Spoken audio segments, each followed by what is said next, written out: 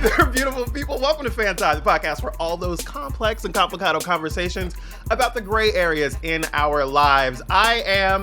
we just had a moment here about my God today versus our God today, and I was going to make a bit about that, but then I couldn't figure out how to do it right.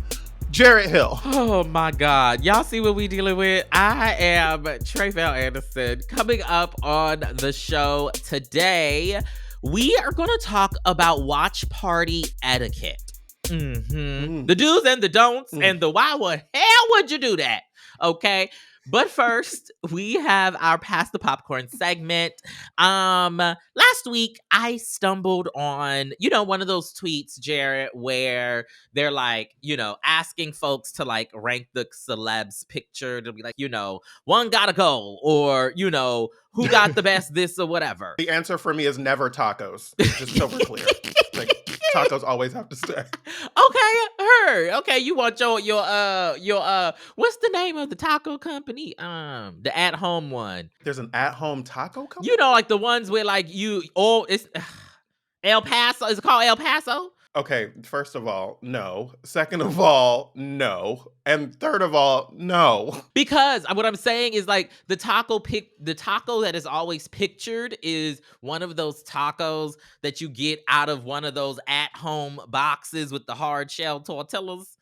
It's never like guisados tacos. The old El Paso they have the stand and stuff taco shells and all that shit. Okay, so this particular tweet featured white woman vocalists, okay? Now, if y'all have listened to our White Singer Black Voices episode from a couple years ago, that one featured music journalist and author Garrett Kennedy, then you know that I love some flat-footed singing, okay? All right. I love when they can just stand there. I don't need the background singers or the nice lights. Just stand there and sing. And not everybody can do that. Okay. I'm just saying. Now, most often, the culprits of the flat-footed singing, they look like you and I, Jarrett. They got some melanin all up and through the mix. And every now and again. Light-skinned and well-freckled? I'm gonna let you go. I'm gonna let you read. Every now and again, though, right? A Kelly or a Jojo or a Celine or a Yaba makes her way into the pantheon of folks who we're willing to trade for in the ongoing race war, right?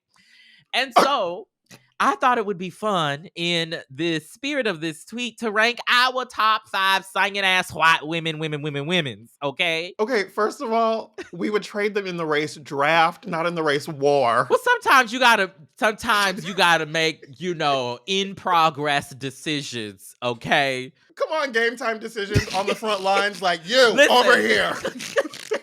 Sing! What's happening?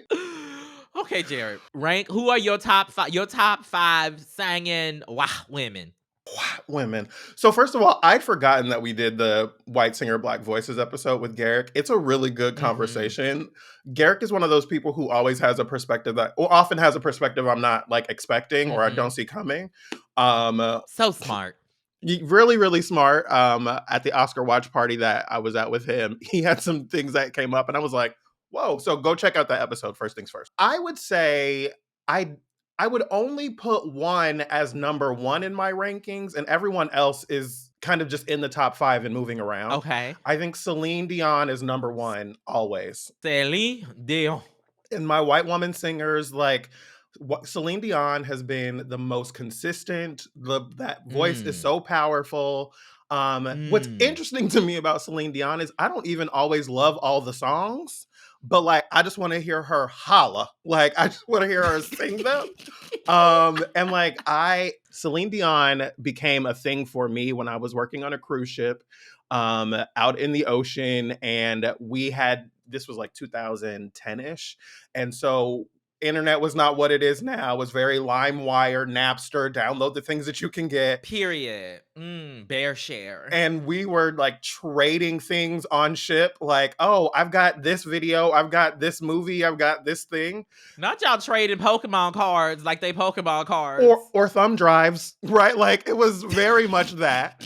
And my friend gave me Celine Through the Eyes of the World, Celine's world tour documentary. And I watched it and I was like, holy shit. Celine Dion is otherworldly. It's one of the best documentaries I've ever seen, hands down and period. So Celine Dion is number one. My follow-ups here, I feel like we can't ignore the original white woman of color, JoJo. I think JoJo just has one of the most extraordinary stories that we've seen over the years. JoJo is just like amazing, and like I think she's engaged or married now, and I was like, of course she's with the black man. We all saw that coming. Kelly Clarkson, who has been a long time standby, like, or not standby, but like insert word here. Kelly Clarkson, I don't know, girl. It's early in the morning. But like Kelly Clarkson, those songs are always hitting, especially like those early songs. But like year after year, she would give us another album and another album and another album and another album. She's got another one coming out. Listen, like new music coming out. And it's probably going to be great. And she's been having such a moment over the years. The last person I want to make sure to note here is Tori Kelly. I want to be clear, I'm giving you 4, not 5. But like, Tori Kelly is an actual white woman of color.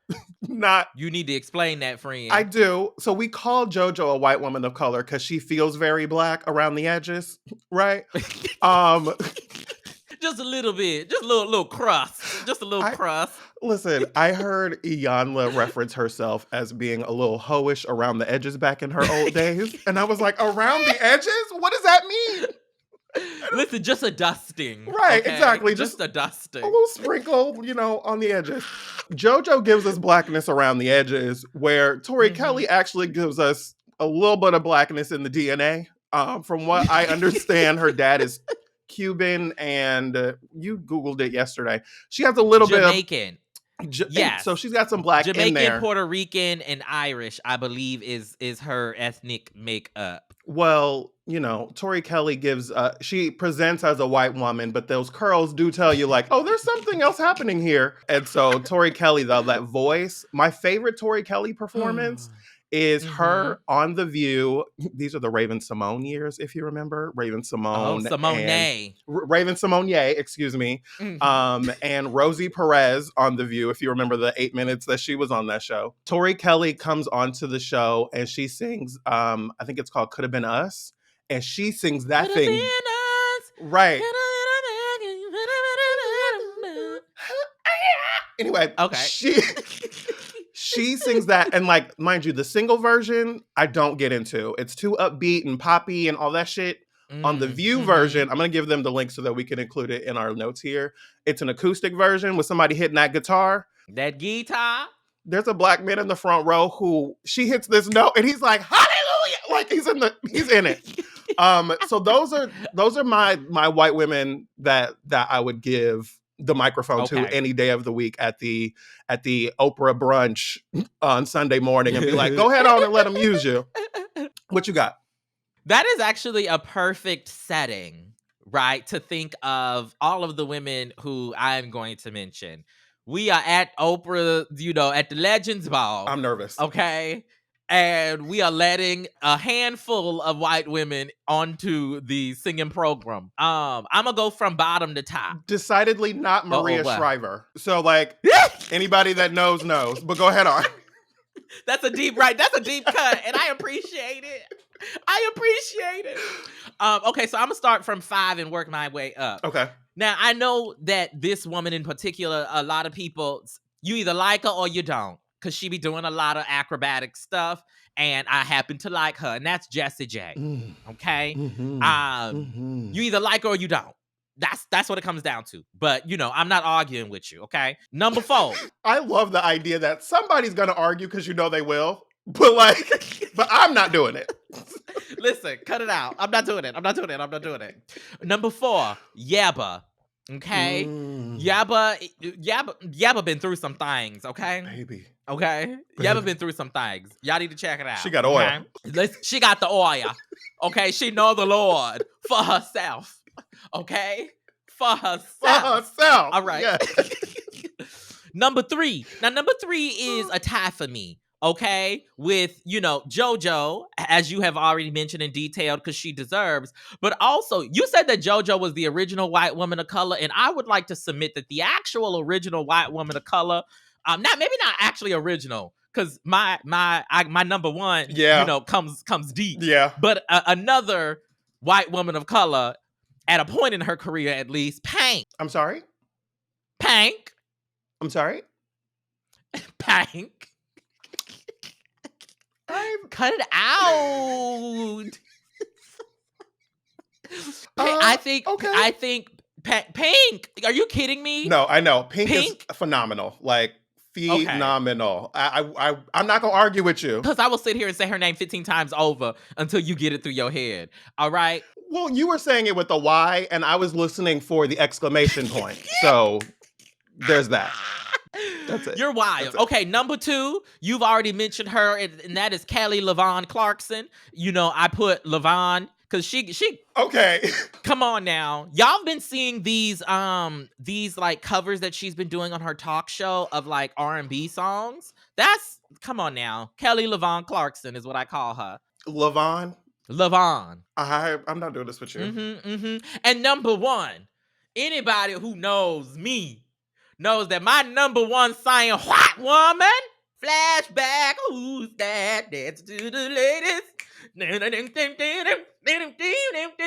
That's Tina Marie, baby. Girl, fuck them lyrics. Fuck them lyrics. You don't know them. It's not. You don't have to know the words. It's about the vibe. It's about the embodiment. Okay. Shout out to Tina Marie. Okay, Tina Marie. Listen. Come on. Y'all better stop playing with me. Okay, that's my list. I know we gotta go. I love that you didn't even like try to get them lyrics right. It was like, Listen, the horns, Jarrett. Oh. Okay, come on. 6,000%. Like, you give me horns in a song, and I'm already gonna give you 30 seconds to fuck with me. Okay, like I'm gonna give you the first 30 because I love me some horns in a song. I do want to point out that Pink would technically come before JoJo in time. Because I Googled this. Can't Take Me Home was 1999. And I think JoJo's introduction was her cover of Weak, right? Mm-hmm. Would that be right? Sure. So, and that was 2004. So shout out to her. And then, shout out to Tina Marie. Because, period. The actual original white woman? I better say, she was back there. I'm sure there's some white woman, back in the day who, we don't know, who was headlining alongside, Mama Thornton and them. Okay. You know what? Something about back there, just a. Let's go to break. Let's go. We gonna take a quick break. When we come back, know your history. When we come back, we're getting into watch party etiquette, and it probably feels very specific for us to be doing this, but we're gonna get into it in a moment. We want to know what y'all think. Hit us up on the social medias at FANTI, hashtag FantiFam, and you can hit us on all the different platforms at FANTI Podcast. We'll be right back. Are you tired of being picked on for only wanting to talk about your cat at parties? Do you feel as though your friends don't understand the depth of love you have for your guinea pig? When you look around a room of people, do you wonder if they know sloths only have to eat 1 leaf a month? Have you ever dumped someone for saying they're just not an animal person? Us too. She's Alexis B. Preston. She's Ella McLeod. And we host Comfort Creatures, the show where you can't talk about your pets too much, animal trivia is our love language, and dragons are just as real as dinosaurs. Tune into Comfort Creatures every Thursday on Maximum Fun. Welcome back to FANTI. For anyone that knows me well, I like to host a little dinner party. No, that is not an invitation for you to invite yourself to my home, period. Oh, I'm on the way. Over the years, listen, I mean, you've been invited over once, years ago, and clearly it didn't happen again. Why you lying to these people like I just wasn't at your house literally 2 days ago? Fair enough. That's an interesting point. Anyway, over the years, one of my faves has been having a watch party, though, like being able to have some food and us watching something. Mm-hmm. Back in the days of Shonda Rhimes' ownership of Thursday Night on ABC's TGIT with Scandal and How to Get Away with Murder, my friend group at the time were really good for finding our respective ways to one person's living room or another to gather around the TV with popcorn and wine. and, maybe some other things as well. Well, hold on now. Now, another one of the big moments that tends to bring us together around the TV box is award shows. That may be an LA, New York thing. Like, I always wonder, like, are people doing this in Ohio? Like, are they just like getting together, They in are, yes. random states that aren't like industry towns? I don't know. They are. Let us know. I've recently hosted a couple of award nights at my house since just came through award season, and I've been invited to others. And there's something about the watch party vibe that I'm a big fan of, and something about it that I'm pretty anti about. It's in a it's cute when I do it kind of way, which I'll explain in just a moment. Number one, though, Tre'vell, what are your favorite things to get together and watch with people? Watching Black movies with people. But like not new Black movies, right? I mean, like, whatever. But like, the classics. Like, let's get together and watch Lean on Me. Let's get together and watch Dreamgirls. Let's get together and watch Baps.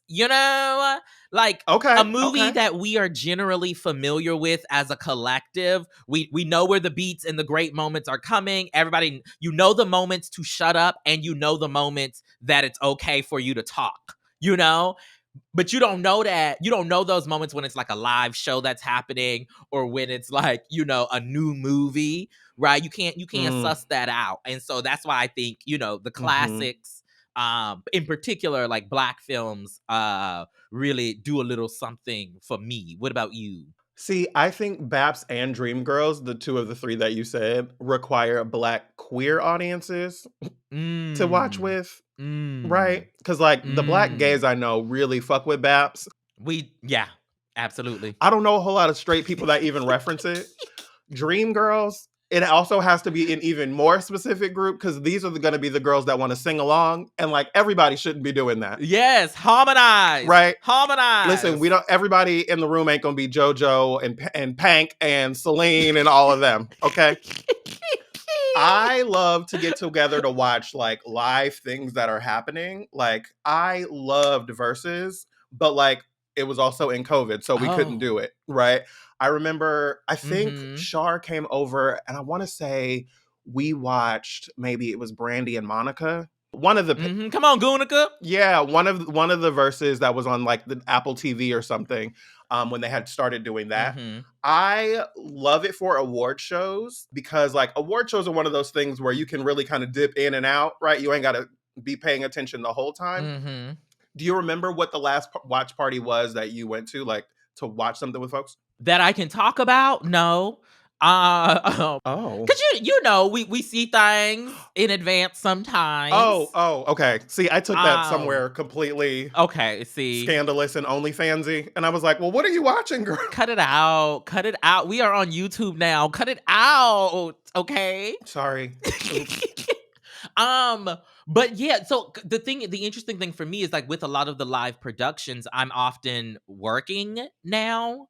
Right? Because I do this other podcast called What a Day, a daily news podcast. And so, really, a lot of the award shows, right, happen on Sundays. That's a very popular, and we record on Sundays for the Monday episode.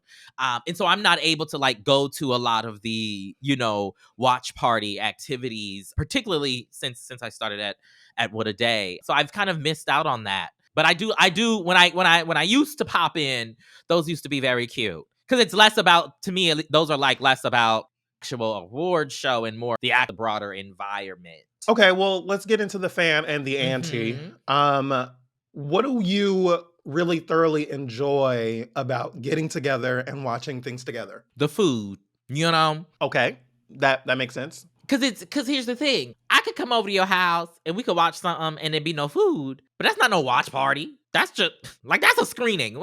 Oh, yeah. I think we had a screening when you were here. Basically, yes. We had a screening. That's what that was. Okay. Oh, now it feels like an attack. Well, I had brought my own food because, she always comes prepared. Amen. Oh, that's right. You were like, I'm stopping at Popeyes. And I was like, I'm trying to get my life right. Listen. And I said, no. But I did want that sandwich. And I said, my life is already wrong. So let's go ahead and lean in like Sheryl Sandberg. Not another Sheryl Sandberg reference. What is it? What is it with you?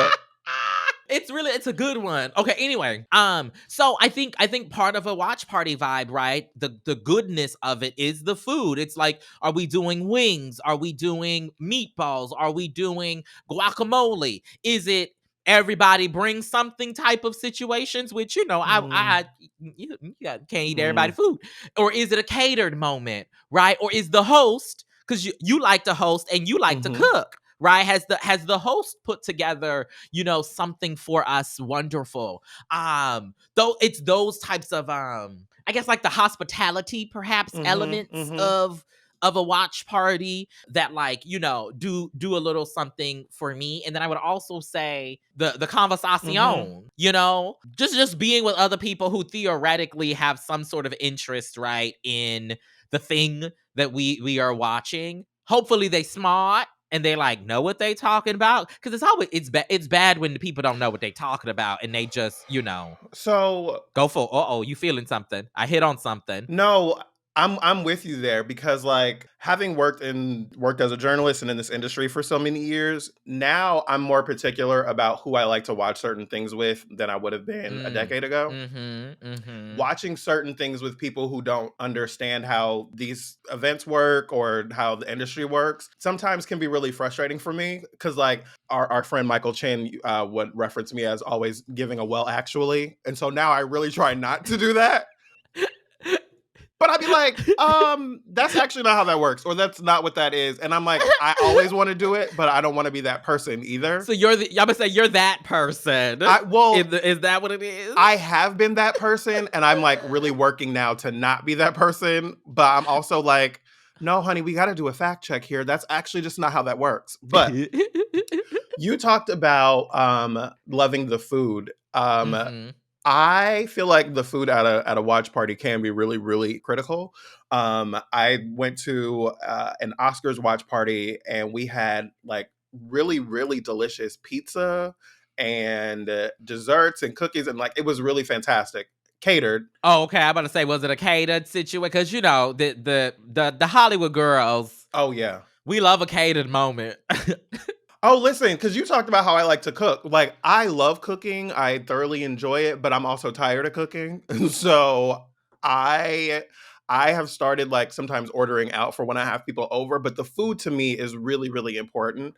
I mentioned Shar was here for one of the Versus episodes, and Shar and I remember one of the early moments of us bonding was at the Lion King's.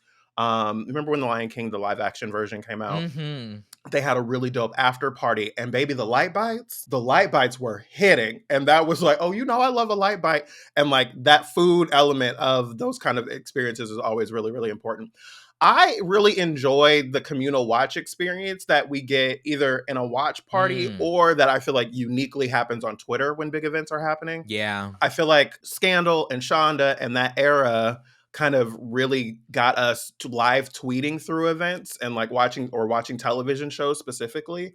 I distinctly remember one night an episode of Scandal coming out, but Beyonce dropped her self-titled album Surprise as a surprise, and we didn't know it was coming, and everyone was on the way to my house. World stop. Right, 100%. And everyone was on the way to my house to watch Scandal, and the album dropped with all the videos, and all of us didn't know what to do because we were on the West Coast and it dropped at 9 and Scandal was about to start, but the whole album was out and we were we don't know what to do. I always remember my friend Terrence walking in the door and being ready to go. And I was like, oh my God, Beyonce just dropped the surprise album. And he took off running out the door. And I was like, where are you going? What's happening? He was like, I don't know what to do. He just ran down the street and came back. And then we watched it all together. And I love Black people. Yes, right. And as a communal experience, watch the whole visual album and then watch Scandal. And that was really, really fun. That community experience is really, really always fun. The last thing that I love here is what I'm gonna call the let out or the post chat. Right? Because normally once the thing is over, everyone is able to kind of sit around and just have regular conversation. And the let out post chat at the last watch party that I was at was fantastic, right? We're out on a patio, smoking weed, having conversation, just getting our lives. And ended up being out there having that conversation for a long time. I love that shit. So there was catered food. There was a patio. It's giving high class. Oh, the highest of class. It was fantastic. It was fantastic. It's giving bougie. Oh, no. It was like bouge, period, E. Fantastic. And I got my entire life. I was like, invite me back every time. I don't care what y'all watching. You might be watching the news. I'll be here. Oh, God. Let's get into the anti, though. What do you tend to get frustrated about when you're watching something with other people? So I think when it comes to the things that like frustrate me or like, I have some issues with, it's like dependent on the specific thing that we're watching, right? So like if we are watching a deeply emotional picture, like something that is just taking me through the emotional roller coaster, okay? Like Vivian Green said. Oh my God, I was about to say that, but I didn't want to interrupt. Period. Oh my God, that's exactly what I thought. Put some respect on her name. Another deep cut, because most people don't know what you're talking about.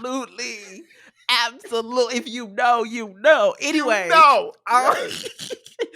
Because, so like, I'm that type of person, like when I'm watching something, particularly if I'm entertained, particularly if it's like supposed to be an emotionally, resonant thing and it's connecting, I'm one of those people that's like, okay, I get easily distracted. I think it's one of them letters that have not yet been diagnosed over here.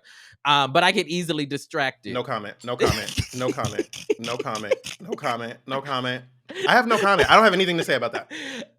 I don't know why you think I have anything to say. I don't have anything. It can be like, depending on the thing, it can be, somebody pulling out their phone. That can be like, what did you do? What? Somebody like, readjusting, going to the bathroom. I'm like, because I'm that girl who's like, I used the bathroom before the movie.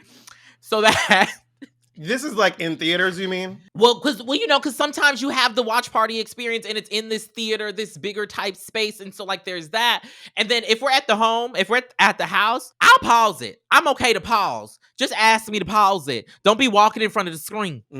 Just all of a sudden, when I'm, crying my face out in, Hidden Figures because Janelle Monáe, got her court case, Incredibly specific. Really a moment there that just really still hits you. So that comes to mind. And then also what comes to mind is captions, like subtitles. Some people don't like them. Right. So for some people, they're distracting. But I love a subtitle. Yes. And so it's kind of a requirement for me when I'm watching literally anything. Okay. And to be in a watch party space where like, captions is not embraced is always just like, oh, y'all, what they say? What they say? I could read it if the captions was there. And I wouldn't have to be asking questions about what was going on. Now, see, this is something that I feel like I didn't think about in this scenario, but like the captions piece of it is always really, really important to me because I feel like, especially if there's music and lyrics and all that type of shit, and I feel like captions or subtitles or however, depending on what the thing is, captions also will give you perspective that you don't have all the time, right? It'll talk about a sound that happens that you might not have heard, or it'll give some context, but also captions can be really racist. Oh, well, yes, absolutely. And like in the ways that they don't recognize the things that we say sometimes. And, that's why we have a book called Historically Black Phrases, available September 19th.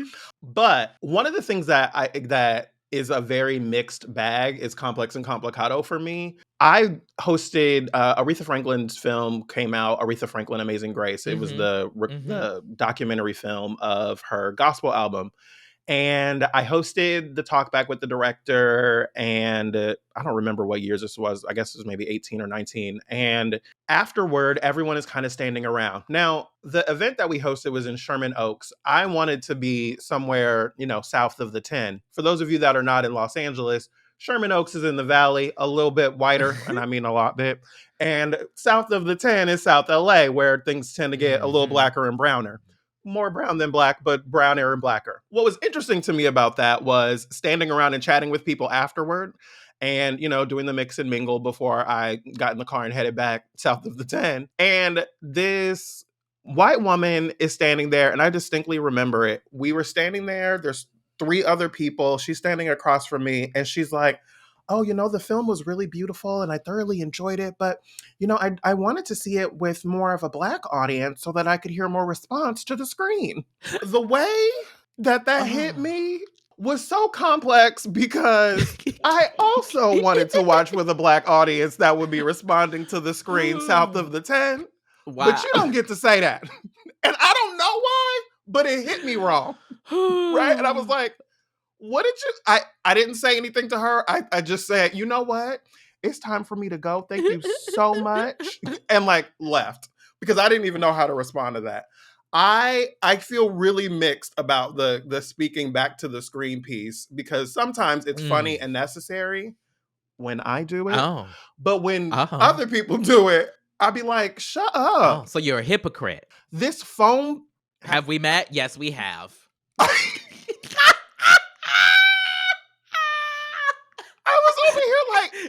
Wait, hold on. Now, don't say that. Because I'm not a hypocrite, but also, it's cute when I do it. Oh, God. But you talked about the phones thing. I think you need to mind your fucking business about that one. I also agree. If I need to pull my phone out, I need to pull my phone out. Look at, you have a 30-foot screen up there, and my little iPhone, which is also too damn big at this point. I agree. That ain't none of your business. I agree with you. I completely agree. It ain't none of my business. But, right, the people don't even take the courtesy of turning down the brightness. Okay? They have these bright ass white baby. I feel like I'm going to see heaven when the lights pop up. It be that bright. I'm just saying. Anyway, but the thing you just mentioned about and you said this kind of earlier, being with a black, let's say it this way, the right audience for a particular thing, right, is super. It does add to or take away, right, from the experience for sure. Absolutely. I started touching on this earlier about this. Another one of the parts that's mixed for me is the commentary. The actual commentary itself can be really kind of infuriating if it's stupid, right? If you don't know what you're talking about, or if you're just kind of asserting things, trying to get a laugh off. And it's cute when I do it, but when you're doing it, if it's not actually funny, then it's just disruptive, right? You gotta know when to roll them. And know when to... Is that the right language? So you keep saying know when to roll them. Hold them. Yes, it's hold. It's hold them. Because it's a poker reference? Is that what that is? Yes, okay. And obviously you don't know how to play poker. Well, I just don't use that language when I'm not playing poker. Anyway, the commentary to me can be really, really infuriating if it's not in the right times. If you're at a watch party for something, right? If it's the Super Bowl or we're watching the Grammys or whatever it is, depending on what's happening, I need you to shut up, right? Absolutely. Lizzo just won this award and I need to hear what she's talking about. Or, absolutely. There's a great speech happening right now. Michelle Yeoh just won. Or, people felt the way that they felt about Angela Bassett losing at the Oscars. But Angela Bassett did the thing. Well, she didn't do it that night. But I didn't have to say that. I didn't mean it that way. You are going to hell. Well, that's a hypocrite. I felt I had mixed feelings about Jamie Lee Curtis winning. I thought Everything Everywhere All at Once was an extraordinary film. I thought those actors had to do any and everything to act. But not you giving us the Oscars recap. Well, no, but Jamie Lee Curtis actually really gave a beautiful speech, and so it was great to be able to hear it, right? But sometimes people start talking and inserting things, and the party I was at was actually pretty legit. But I've been to watch parties, especially for award shows, where people want to insert conversation and have their side conversations. You'd be like, sis, could you have the side conversation over there on the side? And so that's the thing, right? The perfect watch party behavior, right, is you have the area where we are watching, where we are viewing, and then you have the area where maybe they're looking on, but they really want to talk. Is how I feel like is important, right? Because the people who want to watch it, right, and who are going to have the reverence for those particular moments, right? We here, we in front of the screen, we watching. The rest of y'all who want to talk all the way through, or you don't, or let me say it this way: Jamie Lee Curtis wins and you feel a way about it. Okay, get your ass up and go over there. Talk about it over there, because we want to still see. Yeah, we feel the same way you feel, but we want to see the speech because we like to see speeches. That's what we are here for. So, like, in the future, if I'm hosting a watch party. Yes. You've been here way too many times at this point. You know, like, I have a TV in my office. I basically live there at this point. Well, now slow down now. Because unless you want to put it on this rant. And I don't. Mine's expensive enough, honey. You said, I'm good. Actually, thank you.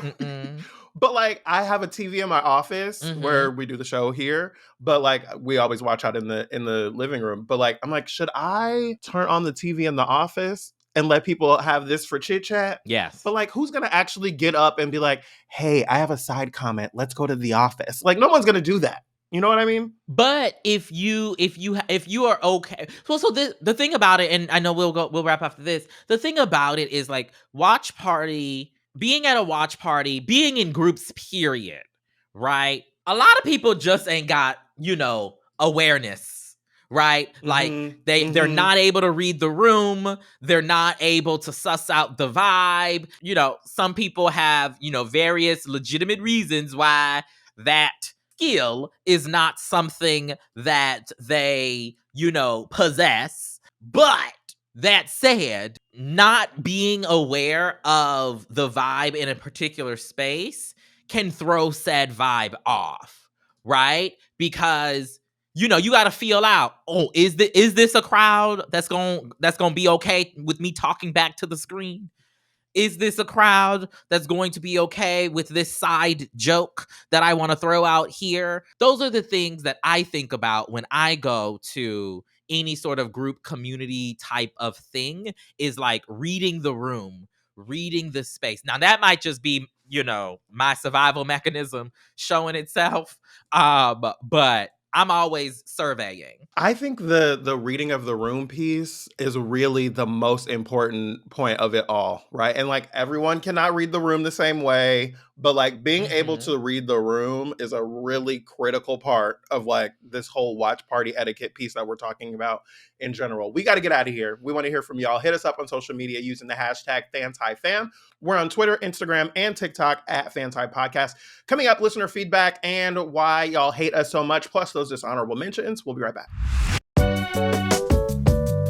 Since we reached our highest milestone during the Max Fun Drive, we are creating a Max Fun Foley library full of sound effects from your favorite hosts. The whole Max Fun community will be able to use it. So, what would you like it to feature? People high-fiving? Walking through mud? Chicken clucking? Jazz kazoo? Head to MaximumFun.org/Foley. That's MaximumFun.org/FOLEY and submit your ideas. We're excited to make this silly thing together, and even more excited to see what you all create with it. And thank you again for a great Max Fun Drive. Welcome back, beautiful people. We are going to jump into our listener feedback segment, and we've got a few comments here from the socials. Let's see here. We have a message from Star. I'm going to say Star for short. This is a comment from our Instagram from the season 4 promo.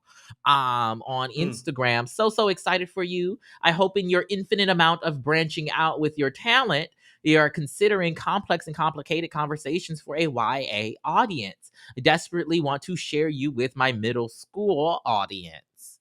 Interesting. I wonder what would that look like? I immediately, every time I see YA, I just automatically think books. And I am allegedly working on a YA project next, allegedly. So stay tuned for that. But yeah, we as a grown show. Yeah, I'm like, I'm thinking about this episode that we're doing right now. I'm like, oh, could a YA audience, which would technically be a YAA, but a YA with the young adult audience. Oh no, A is adult. Never mind. A YA audience. I'm wondering if they would listen to this conversation and be like, it would be inappropriate, I guess, maybe because we cuss, but the internet cusses all day and they have all that. Well, so that's the thing. I was just about to say, right? That's the thing. What is deemed appropriate or not appropriate for a YA audience, that's a range. I mean, just ask Ron DeSantis. Right? Like, I think of all the book bans that are happening, right? Of Black, queer, trans, YA authors, right? And they're being banned because they say that, some of the content in these books is not appropriate for those audiences. And so, if y'all don't think if they don't think a book, like that is appropriate for a YA audience, then perhaps this one ain't either. And I don't know what to do with that. But, because there are some young people whose parents and whose families, are watching and listening to us with their kids right there. Yeah, I'm gonna sit with that for a little bit because I'm like, I don't think, I mean, we're not having conversations on here about laying it low and busting it wide. Well, there was that one time. Oh, it's laying it low and spreading it wide. That was the Braxtons reference that I just messed up. Shout out to Evelyn. Is that the mom's name on the Braxtons? I think that's right. Right? You know what I'm talking about? I don't know why you done gone down this rabbit hole. What? Come back, friend. Come back. Snap out of it. I'm here. Sorry. Welcome back. Yeah, no, I don't know that our show's like inappropriate for a YA audience, but I'd be curious to know what about the show feels like it might be inappropriate for a YA audience. So shout out to that. I think it's obvious of what quote might be inappropriate for, like, I think those things are obvious, but I think that's, again, it's wait, like what? Like the cursing, like the, we have talked about sex on this show. We've talked about a lot of things that anybody could deem. I mean, we've got the fucking explicit, little marker on our show for a reason.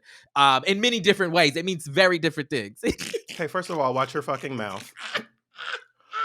But yeah, I mean, I feel like we've had episodes that I might not play for kids, right? But I don't feel like we're wild. Maybe I need to really assess that. But okay, what's next? I mean, but also, I don't think you need to assess it. It's for the writer, it's for them to assess what is or is not appropriate. Like us, I don't care if I am or am not appropriate for your kid because it's not my kid. Fair enough. I'll take that. And theoretically, if I am interested in creating something for your kid, then maybe that will be there. Yeah, I don't think that is something that we have to shoulder. Anyway, okay, we have one more message here. I'm not going to butcher your name, my lovely diasporic sibling. This person says, "Hi, FANTI. I have a question which I think is related to the white friend episode y'all did. How does a Black queer person go about making other queer friends? For context, I had a Black queer friend, but we fell out, and the loss of that friendship has made me worried I'll be destined to be without friends. I say this as someone who's also on the autism spectrum, so therefore making friends hasn't always come easy to me. At the same time, to be on topic, I don't want to risk being friends with people who perpetuate isms and obias, as I had a Black cishet male friend whose homophobia was appalling to say the least. Minor example, when I called him out and said he was homophobic, this nigga had the nerve to say he's not homophobic, otherwise he wouldn't be my friend. TBH, I've been feeling so lonely that I am exhausted. Any tips, tricks that have helped y'all? Yours truly. P.S. When I last talked to FANTI, I wanted to say that out of both hosts, Tre'vell is my favorite. They're iconic. I said what I shed. I love listeners that don't have any taste. So listen, I would say... That was so good. Thank you. I try a little bit sometimes. I would say that that's difficult. I mean, you as a person who is much less liberal with the term, how do you think about this? The term friend specifically. Yeah, no. This is tough because I think it's hard making friends as an adult. I think it is hard, or maybe I should say harder, making friends when you are multiply intersected in the ways that we as Black, queer, trans people often are, and making friends takes time, and especially and more so, right, when we find so often ourselves the only ones in the spaces that we most frequent, work often, that makes it even harder. And so I think my suggestion would be, to try to find friends around the activities that bring you joy or are interesting to you. If you like to read, maybe join a book club, and you find people who will be similarly interested in the act of reading and those types of books. If you are into I guess gaming, I've heard that they have gaming meetups and whatnot. You said gaming, but I heard gaying, and I was like, what does that even mean? Okay. Cut it out.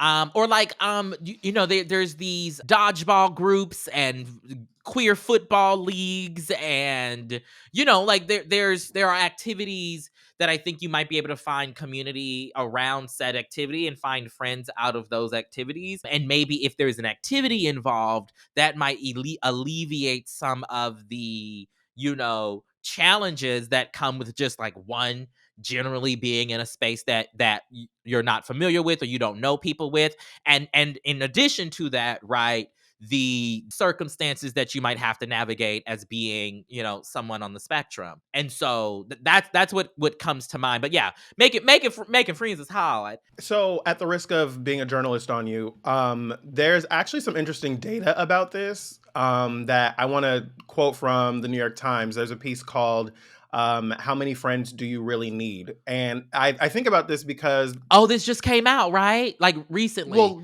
last year, in the last summer in May 2022. There I go. It says, for years, friendship in America has been in decline, a trend that accelerated during the pandemic. 3 decades ago, 3% of Americans told Gallup pollsters they had no close friends. In 2021, an online poll put it at 12%. About a year into the pandemic, 13% of women and 8% of men aged 30 to 49 said they'd lost touch with most of their friends. And there's a whole lot more data on this, and it's a really interesting piece of information to kind of look at how people, are thinking about friendship or what their experience of friendship is like. So I want to first say to you, you're not alone or weird or strange in that way, because there are a lot of people who don't have close friends, or even people that they consider friends, and kind of feel alone in that way. So I just want to say you're not being weird or strange or anything like that. I would also say, and Tre'vell really already touched on this, but kind of putting yourself in environments to be able to connect with people is really important, which I know can be really challenging. But I think also, if you sound like you're really focused on finding Black queer people to be friends with, and I would say it might be more important to just find people to be friends with, right? Because depending on where you are, you don't give us information on where you live and whether or not that's in America at all. But depending on where you live, there might not be a whole bunch of Black queer people, right? What is the face that you're making? Valid. What were you gonna say? Because I retract it, because you're right. Depending on where this person is, finding that specific type of community will make it even more difficult. But I'll just make sure you keep your head on your swivel when you're making friends with white folks. Okay, that's all I'm saying. I mean, listen. I mean, I get it, right? We have to be thoughtful about the people that we invite into our lives. We have to be discerning about, the things that they're saying and the ways that they view the world. And I hear that you seem to be that way as you're looking at this friend that you told us about. But I would say that even though Tre'vell is your favorite, it seems like you do have some good judgment about the people that are in your lives. Tre'vell's reading right now and didn't hear what I said, so that's wonderful. I did, bitch. I did. I was reading, but I was also listening, because she's a multitasker. Thank you. Well, we'll call it that. But listen, I understand this question, and I hope that our answers here have been helpful for you. So thanks for reaching out. Okay. Yeah. Now it's time for our dishonorable mentions. These are the stories or people that caught our attention this week that deserve a call out, either for their good or their foolishness. Tre'vell, what you got? I just had one shout out, and it really is just for game shows. It's for game shows. So back in the day, I used to watch the game show network, GSN. Oh, okay. yes. And they had they had, what is it, the Whammy No Whammy show. They had the Oh, that's what I was gonna say. Press Your Luck was. That's what they Press did Your like Luck. a reboot. It wasn't that good, but They had Card Shock. They had, what's the one with the Hollywood Squares was on yes. there. Lingo, the original Lingo. Now there's a rebooted Lingo with RuPaul as host. Password, obviously, huh? I didn't know RuPaul was hosting Lingo. That's cool. I'll have to check it out. Yeah, that's one of the ones I be watching. That makes sense. And I just wanted to shout out game shows because I love that we are in an era in which some of the older game shows that I used to love when I was, 10 to 15, watching 10 to 15 watching these old white people primarily on Card Shock. You're such an old lady. Or what's the one? Match game? Match game. Watching these old Hollywood types, because they were always older Hollywood types who are like retired actors or whatever, comedians. Anyway, so I love this era that we are in now, where we're getting the rebooted Supermarket Sweep, which I've talked about before with Leslie Jones. We've got Lingo with RuPaul. There's another one. Oh, Password. We've talked about Password with Kiki and that white man. What's his name? Jimmy. That one. I almost said Jimmy Kimmel. I mean, it's 3 white men named James in the evenings. Jimmy Fallon. That one. And so I just wanted to shout it out. I just wanted to shout them out as a genre. I love seeing it. Keep making them. Thank you. Y'all doing it for me. Can I say, when I was a kid, my grandmother used to watch me as my parents were at work, and we would watch The Price is Right in the morning. And I was a baby, and she was like, I don't know how you as a baby would know when people were winning or losing, but you would, whenever people would lose, you would be like, "Aw." And I was like, oh, it's that sound, right? It was right. Right. You're like, that ain't a good sound, even to a baby, right? You can see these people are upset. Last thing on this game shows piece, I feel like Press Your Luck had the most gospel-y, that's grammatically correct, the most gospel-y theme song of any show I've ever seen, even shows about church. If go listen to it, I'll have them put the link in here to the theme song for Press Your Luck. When they did the reboot, they didn't do what they needed to do, right? Because that original one could actually take you into the spirit if you really just let it hit right. I can't. I can't. Anyway, okay, I want to give a dishonorable mention. I just have one thing here, specifically in big cities, but I'm talking about my neighborhood, Inglewood. People with their cars, their alarms, and their music. It is absurd. I happen to wake up in the middle of the night, and I don't know if the music woke me up or not, but somebody had music playing in their car at 3:00 in the morning, so loud. And I was like, is it that serious? At 3:00 to play your music that loud in your car? I also know someone nearby, I don't know them, but they're neighbors. And they have a car alarm that is just their horn honking, and it will go off at the most random times. And one of the things that I feel myself getting fatigued with living in a big city is how noisy it always is. And I just want people to be more thoughtful about their cars. Also, the people with the loud ass mufflers that want to fly up and down the street making hella loud ass noise, especially at night. It's incredibly disruptive. I'm always thinking about the people who have someone has a little kid that's taking a nap, and this is the only moment that they get to rest to themselves, and your loud ass comes down the street. It frustrates me, but it's cute when I do it. So I want to be clear. Goodbye. It's not cute when I do Goodbye. it. But I want to say, if you have a car and you are not being thoughtful about the people around and how much noise you're making, you're going to the hot place too. Well, it's gonna be a party down there, honey. Now, actually, the parties are probably going to be pretty legit. You know what? Listen, it's gonna be. I'm gonna be in the VIP. Okay, so listen, I'll see y'all there. I mean, nobody wants general admission anywhere, especially not in. Never mind. Now it's time for Black History is happening every day.